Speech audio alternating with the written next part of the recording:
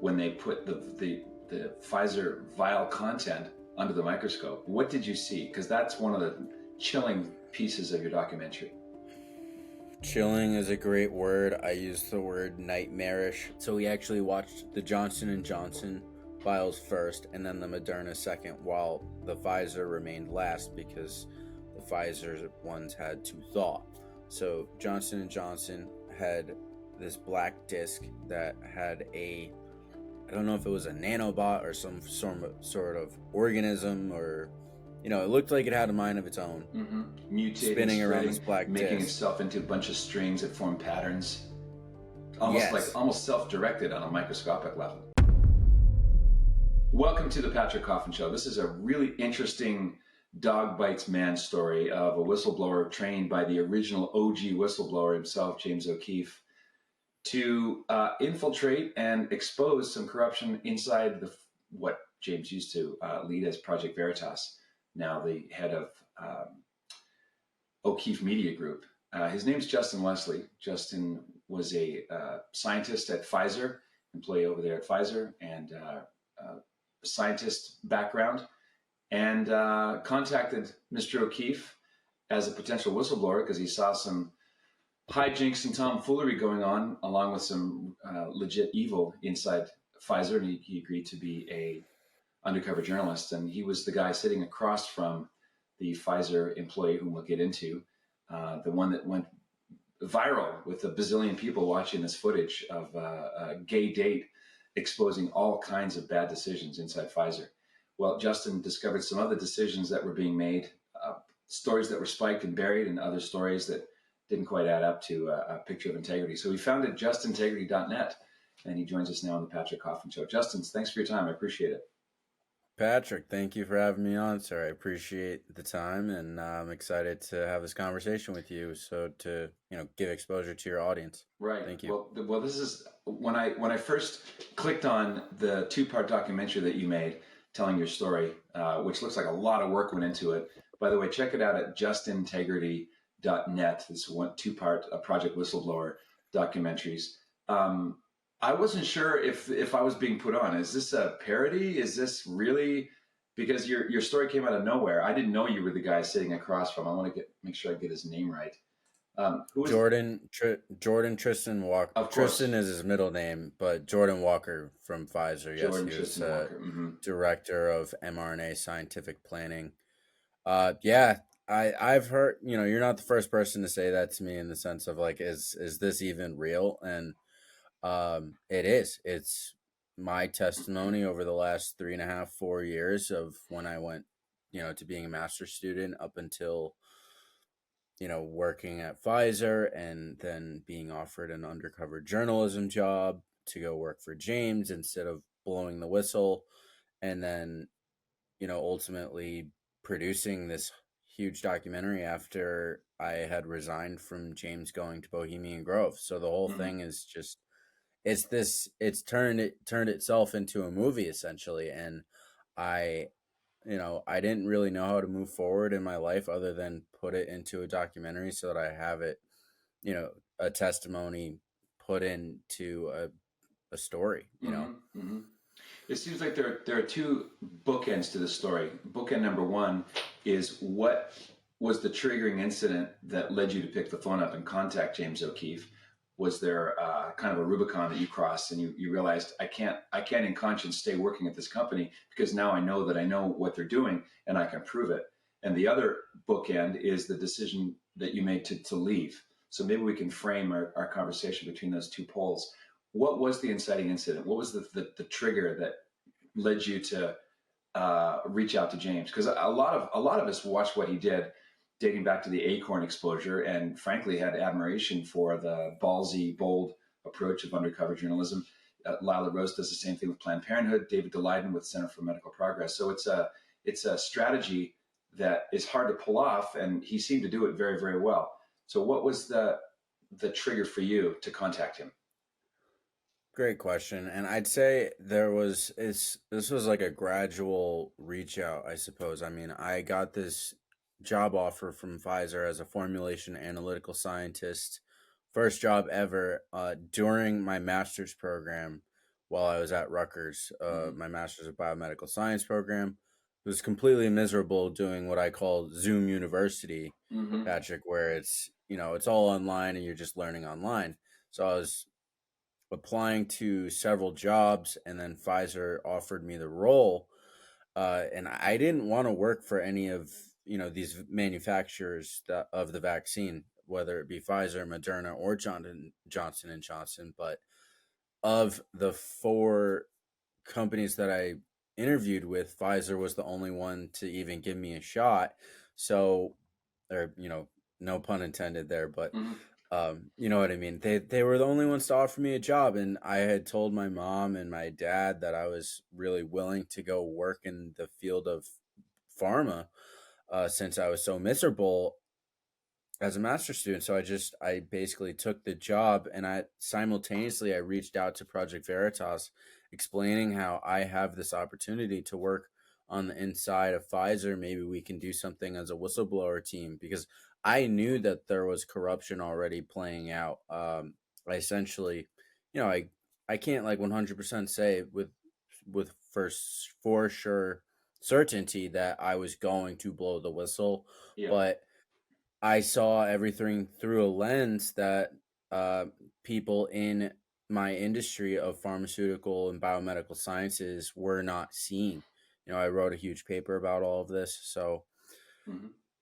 I reached out to Project Veritas prior to even taking this job. And then they said, Justin, we can't tell you what to do. So I just took it anyways, moved to Boston, and then I worked for about 6 months on the vaccine, from March of 2021 up until late August, and then early September is when I really started reaching out to Project Veritas again.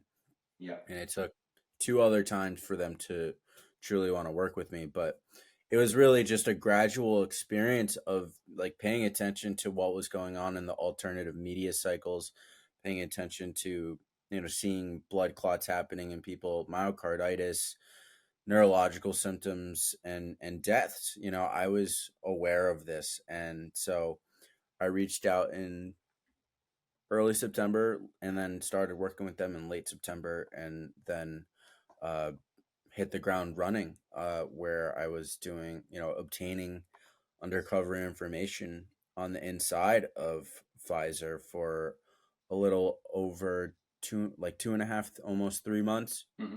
And then the whole situation, gets really complicated with as to why Project Veritas and James decided to not release my information. Yeah. And then there's the resignation, where I had resigned due to the complex nature of how I felt at the time. I worked at Pfizer for a year and 1 month, March 2021, and resigned in April of 2022. And I had gone above and beyond from my perspective of like trying to blow the whistle, being in contact with Project Veritas all the time. Like we were talking every day, and they knew that I didn't want to stay on the inside anymore. So they offered me this role to go work with them as a consolation prize, I guess, versus being a whistleblower against crimes against humanity, Mm-hmm. which I felt was kind of a slap in the face. But some people would argue that they were just like throwing me a bone, or, they felt bad that they strung me along for 3 months and I did all of this whistleblowing that didn't see the light of day. So I saw it as an opportunity really to take a job offer, still make a difference. But I also, in the back of my mind, I had the intention of getting my material back and telling my full blown story on what happened on the inside of Pfizer. I wish I could remember her name. She's the blonde, effervescent nurse from Phoenix who was a nurse whistleblower. You know who I mean? Jody O'Malley. Jody O'Malley. Her story did see the light of day. It was actually one of the main reasons as to why I reached out to Project Veritas. She had done the undercover work on the inside of HHS Hospital Yeah. in Arizona. Okay. Happy to be corrected. I think I'm conflating her with another effervescent blonde medical professional, Dr. Carrie Made, and her luciferase footage, so to speak, of what you saw on camera in the microscope when they put the Pfizer vial content under the microscope. That story got spiked. What did you see? Because that's one of the chilling pieces of your documentary. Chilling is a great word. I use the word nightmarish describing it in the film.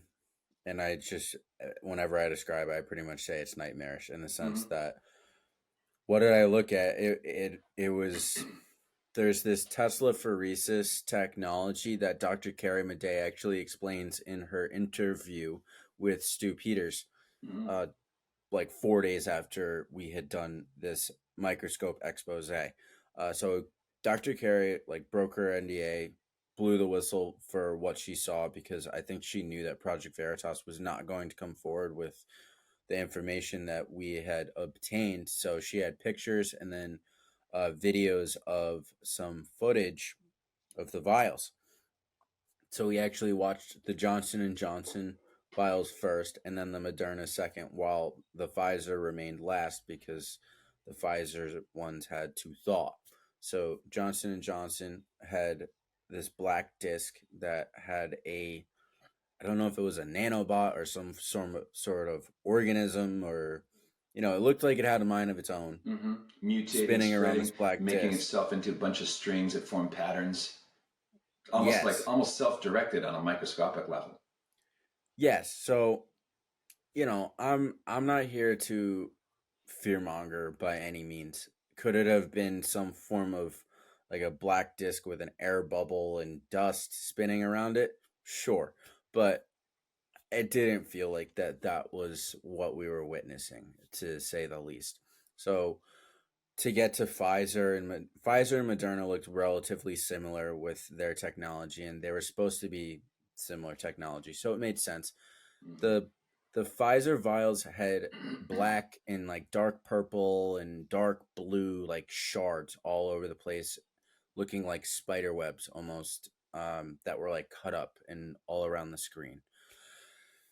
And I also remember seeing like water parasites and just things that didn't look normal to be in there. And the scariest part of the whole expose is that we drew blood from a journalist there that night and put it onto a slide. And I say this in the film, this is a phenomenon that happens outside the body, so we have to be conscious to that, as the human body is a brilliant machine and can fend off these toxic poison bombs that I call, these quote unquote vaccines.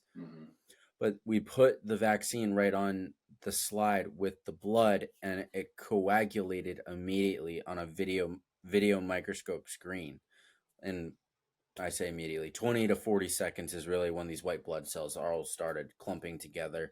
And it was just horrific to see like the live blood analysis of this vaccine that I was working on causing clots immediately, and I'm there just watching it, sitting there feeling how guilty am I to be working on this product, that's going into millions if not billions of people. I want to make sure that I'm hearing you correctly, that the employee who had the blood draw was vaxxed. No, unvaxxed. He was unvaxxed, and we had put the blood onto the microscope slide. Oh, I see. And then we took a drop or two, not a whole lot. We took a drop or two of the vaccine and just went boop right onto the blood. I got you. So it went, got you. And it started clumping up, and it was, mimicking coagulation in blood vessels and veins and arteries. Right. And you're very careful to distinguish inside the body from in vitro, artificially in a lab, outside. Absolutely. Yeah. It's a phenomenon outside the body. So we're not saying, oh, this is literally what happens when you get vaccinated. But from what I witnessed, it's still ingrained in my head of what I was witnessing. So, it's pretty crazy to say the least. There's a story well known in Catholic circles about Bishop David O'Connell, may he rest in peace, who was discovered, he was an auxiliary bishop of Los Angeles, was discovered by a seminarian who was cleaning his quarters, that there was literally a card identifying him as a member or a visitor to the Bohemian Grove compound in Northern California. And for reasons not entirely understood yet or not made public yet, Bishop O'Connell was shot to death in what my friend Jesse Romero, former LA County Deputy Sheriff, says was a Masonic killing. And he wanted to get out, but they let him out, but not without the cost of his own life. So for folks who are brand new to the Bohemian Grove, what's the thumbnail sketch? Well, in conspiracy circles, just about everybody knows what Bohemian Grove is, but I understand that not the entire audience understands. Essentially, it's a 2,700 acre massive camping compound out in Northern California. I believe it's in Monte Rio, California. And Alex Jones, actually, of InfoWars, has a lot of credibility due to his exposure of the Bohemian Grove, sneaking into it in the early 2000s and exposing it as this cult of, it's really just a secret society club of the one percenters of the world, heads of state, yeah, royalty. it's like the 1% of the 1%, and the sketchiest thing that I think that most people acknowledge is that there is this owl statue that's about 40 something feet tall in the middle of the woods, and they have this little pond right in front of it, or it's not really little, but and then there's this altar and right in front of the owl, and it's where they potentially are doing these mock effigy rituals of human sacrifice, or are they doing actual human sacrifice? I'm not sure. I've heard rumors that they hunt little kids in the woods, so that's just a rumor. I can't confirm that, but the fact that James was invited, I'm not saying James participated in any of these rituals or anything like that, but to just be there by association and be there as the king of investigative journalism and king of investigative sting operations, how and why is this guy getting invited? Yeah. And he was also looking for business funding purposes while he's also out there begging all of his supporters for money. So what gives? If you're getting money from billionaires, then why are you mooching off of the public as well? Yeah, it sounds like a Taylor Swift concert north of San Francisco. Yeah, that sounds like the perfect pool or target for an OMG or a Project Veritas sting operation, a la Alex Jones style. And imagine the footage he could have captured if he wasn't there, whatever he was doing. He didn't disclose that, right? That you figured that out due to the dates of his absence and a tag of some kind that was found. Well, he had left for a week prior, or not a week prior, but he had gone out to Seattle, which was right near Northern California, and had explained on a 40-minute company call that he was having his phones taken from him at this meeting. He would be essentially off the grid. He would be in contact with nobody except, I think they have pay phones on the outside of the Bohemian Grove. So he was making phone calls every day to like one team member, and that was about it. So James didn't have he didn't have the devices to go record either. So that's what we're dealing with. He's been asked actually publicly on Twitter Spaces about going to Bohemian Grove. He's danced around this question for several weeks, and he's getting asked less and less now just because of the hype is not fully there. Yeah. But he's danced around it, and he's like, oh, if I saw people eating babies, I would have recorded that, obviously, but he didn't have the phones to do it, so that's not even an option. It's well known now that William F. Buckley, who founded National Review, wrote with God and Man at Yale, was a CIA asset and may have created the entire establishment Bush-style Washington swamp conservative movement as a kind of controlled opposition. So again, I'm asking you to summarize a lot here, Justin, but for folks not familiar with Operation Mockingbird and the church hearings in 1975, where William Colby, the CIA director, obviously did not want to answer questions about CIA paying journalists here and abroad to sway public opinion. So, Patrick, back in 1975, like you're saying, the CIA essentially was paying journalists to infiltrate the media, write articles, and publish that. And today, people say that Operation Mockingbird doesn't necessarily exist, but it never had an official end date. So I'm not saying that the CIA necessarily is paying like our domestic journalists, but RFK and James had a conversation in an interview about the CIA and Operation Mockingbird and how they pay foreign intelligence assets overseas to write propaganda. Hmm. So that's certainly a thing. And from my understanding, the connections in the MAM, what I like to call the mainstream alternative media, they have potential connections to defense intelligence, DoD, where they're or FBI. I mean, it's all really a cabal. It's Hmm. the deep Hmm. state all really tied together. And I bring up IIA operations, which has to do with interactive internet activities. And this comes from a whistleblower named Patrick Berge, who's actually from the DoD, who blew the whistle on this back in, I believe, 2011, where he was bringing all of the, like we're participating in IIA operations right now, Patrick, where we're on the internet, we're out here talking, but there are these things called limited hangouts and limited release that can really cause a lot of manipulation of the mind and the manipulation of subconscious as to allowing people to see certain things here but not there. Yeah. One example I like to use for this, and then I'll get back. You can get back to asking another question, but like YouTube kicks James off all the time. They kicked him off for my Pfizer story. The YouTube said, "Oh, we have to take this down," and it actually adds to credibility when people out there see people getting kicked off of YouTube. They're like, "Oh, like this person's obviously telling the truth if they're getting kicked off this platform." But it could also be part of just the overall plan of adding the credibility to James Yeah. and whoever else he's associated with in the MAM.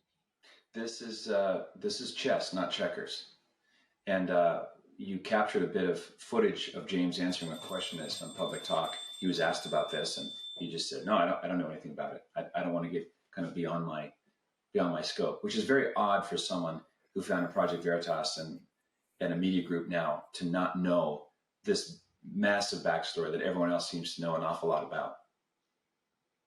Absolutely. It's absurd, and I think it's one of the, holes in the boat essentially that he has to cover up. I mean, I asked him about Operation Mockingbird before I actually released my Project Whistleblower story. I asked him about the being a potential three-letter agent, and I mean, if he is a federally protected three-letter agent, that means he's protected to not disclose that to me. But Mm-hmm.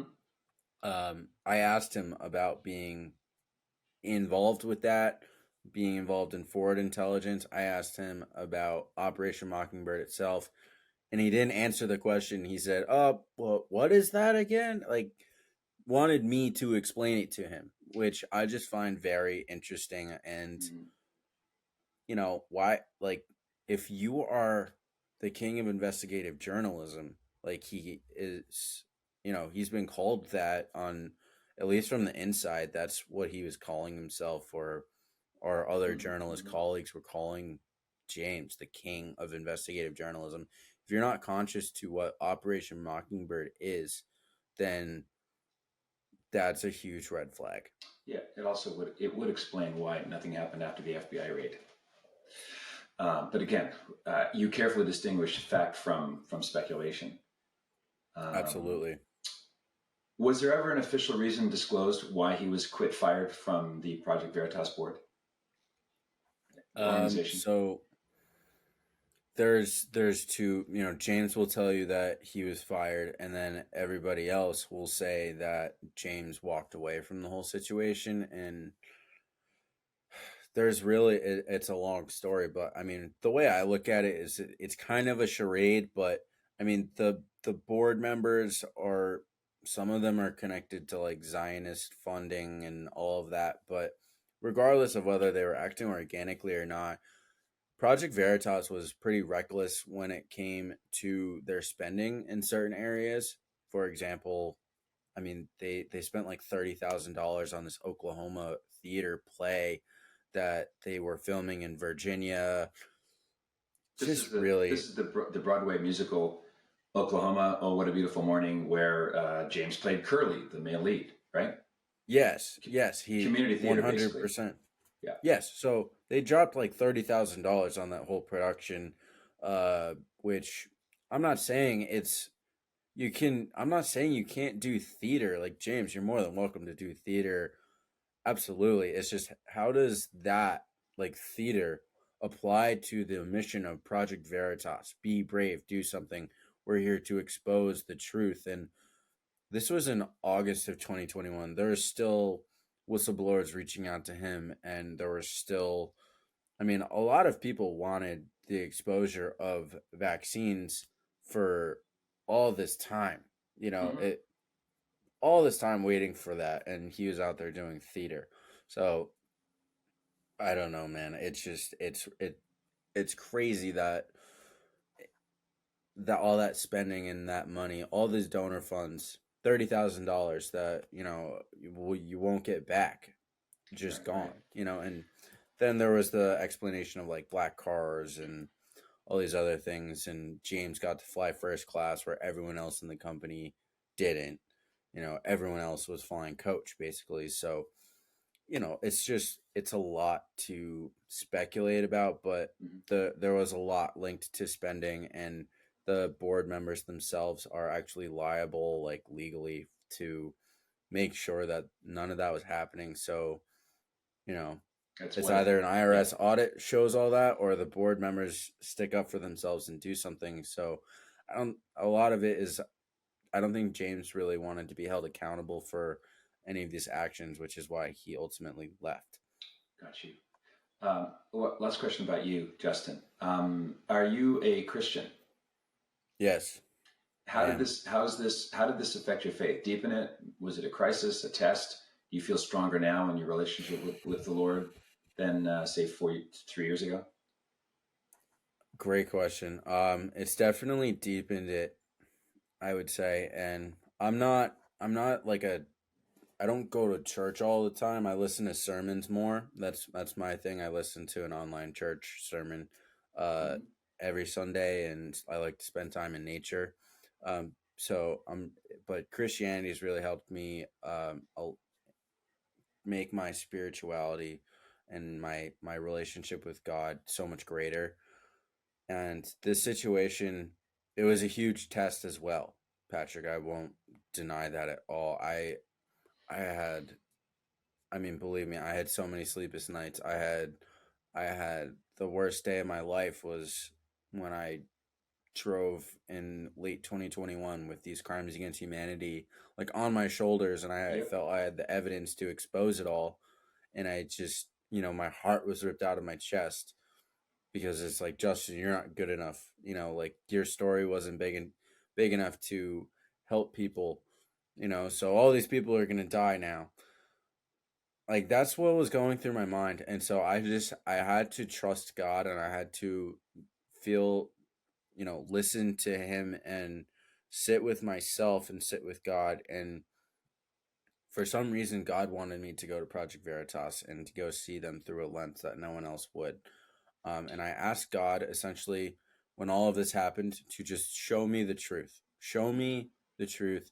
And that's all I can ask for. And, I had to do a lot of lying to myself, unfortunately. That's what undercover journalism entails. It's a lot of lying and keeping lies. And, now after all of that experience, a year and a half of undercover journalism on top of, working inside the walls of Pfizer, where I was also lying to myself Yeah. every day at work, it's a weight of the world off my shoulders because I don't have to lie anymore.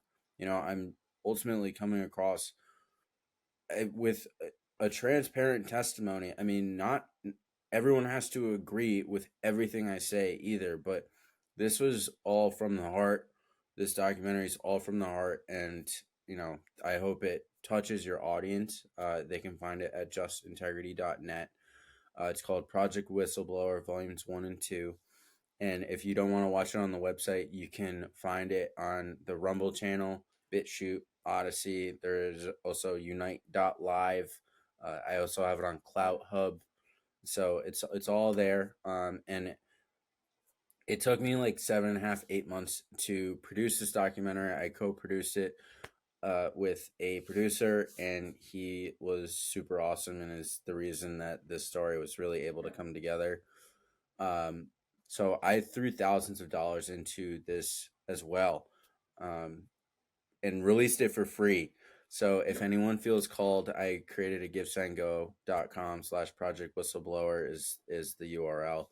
I also have donations available through PayPal, Cash App, and Zelle right now.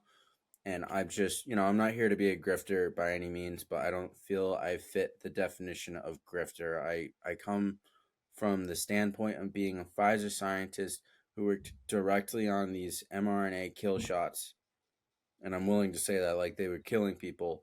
So, I'm willing to stand on God's law and say, this is between right and wrong. This is between good and evil. Yep. And I can't let people die anymore. Like I refuse to let it happen, and I was refusing to let it happen at the time. It's just I've faced a mountain of challenges to get to this point where, I had to go work at PV to go reobtain the footage that is in the film with my managers and her manager. So, well, if you hadn't said yes to that call in your heart, then you and I wouldn't be talking about this, and all this exposure wouldn't have happened. And as we say in the Catholic tradition, logos is always rising. When you lie to yourself, everyone can relate to this. You have to keep your story straight. You've got to do so much memorization of details, and it creates so much anxiety. When you just surrender to the truth, you can let your hair down and just tell the truth as you see it. It's the inverse opposite way to live. So, Justin, thank you for your time. I want to mention the website one more time, justintegrity.net. You can find me on Twitter at Coffin Media, on Instagram at Real Patrick Coffin. Real Patrick Coffin. I want to thank MyPillow.com for sponsoring the show. MyPillow.com, if you enter my name, Patrick, at the end of your search for delicious American-made products. I love Mike Lindell's stuff. I've interviewed Mike 3 times. Go to MyPillow.com. My name, Patrick. Gets you the Patrick Coffin Show discount. Justin Leslie, thanks for your witness. Thanks for being brave and doing something. Really appreciate your giving the other side of a story well known. Appreciate it. Thank you so much for having me on, Patrick. I really appreciate your time, friend. This was awesome. Great questions, and I just appreciate it so much. So much love to you, brother. We'll keep in touch, and maybe you can hook me up with some of your other peeps, because there's a lot of brave people at your side. You need support and encouragement, as we all do.